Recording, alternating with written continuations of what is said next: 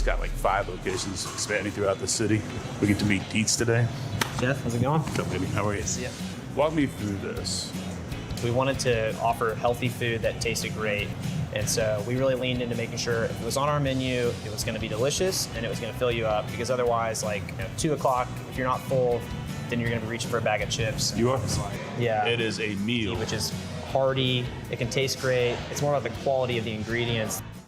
Okay, you guys just watched a clip of Dietz Hoffman, founder and president of Leaf and Grain on Eat Like a Local. So Dietz is on a mission to help Houstonians, as you heard him, eat healthier without losing the delicious flavors. And if one of your goals is to adopt better eating habits, Dietz is here with us. He's gonna guide us with expert tips. You've got a pesto vinaigrette recipe that you're gonna share with us, but welcome to Houston Life. Des, thanks for having me. Really excited to be here. Okay, so how does it feel when you get a big dap up from Chris Shepard, the man in your restaurant? What was that experience like on Eat Like a Local?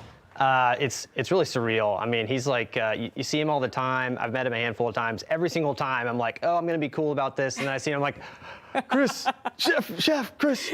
So yeah, that was a really cool thing to be on. Well, and I think it's a testament to what you're doing at your restaurant. I mean, it's obviously hitting home with Houstonians, because even though we're this culturally diverse place, there's tons of food options. You know, we do need to consider our health. So you have recommendations for people, or actually, let's start with why Leaf and Grain was so important to establish in that way.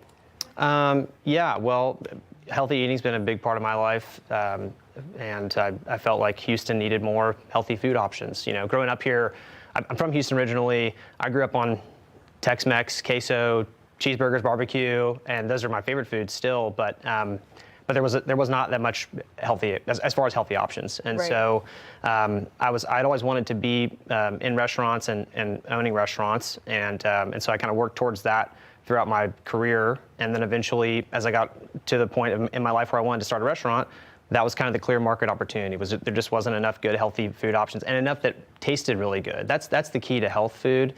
It's got to taste good. Right. If it's not really delicious, people are going to have a burger instead. Right. So our focus has always been on making sure that it's filling and just tastes great. And you don't have to compromise on those things. Like growing up, salads were like this thing. If somebody had told me, oh, you want a salad when I was 13, I would have been like, no, what? Absolutely not. Yeah.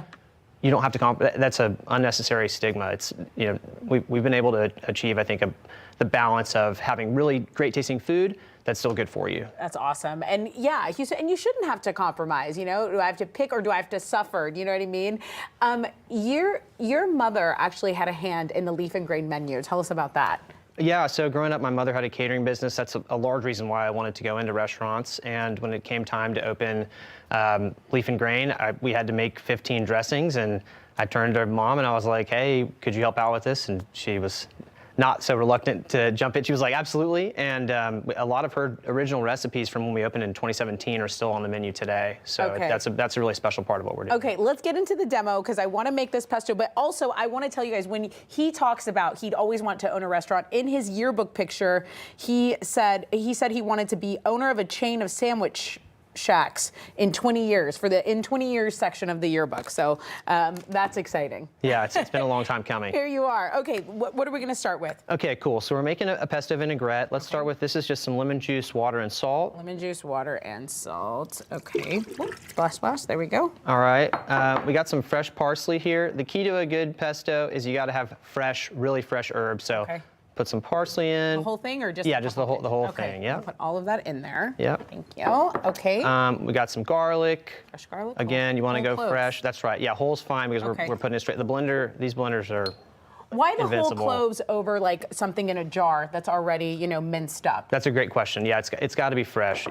Do not get pre-minced garlic. Do not get frozen garlic. It's got to be fresh peeled. It is night and day. Okay. So, freshly grated Parmesan. Okay, the whole thing. Yeah. All right, love it. Going in. And then just a fistful of fresh basil here. Okay, lots of green stuff. I like it. I'm liking it. Okay, so now we'll turn this on and we'll go ahead and get this started a little bit here. And people can do this with their blenders at home.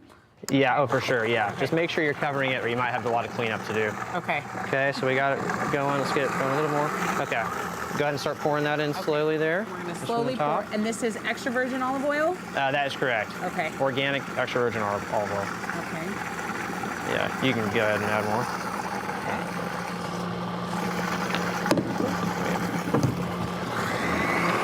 And what speed? Do you want to go high speed for the whole thing, or just start slower? I think that you can go, it depends on the blender and how, make sure it's liquid before you turn up the speed. That's really important.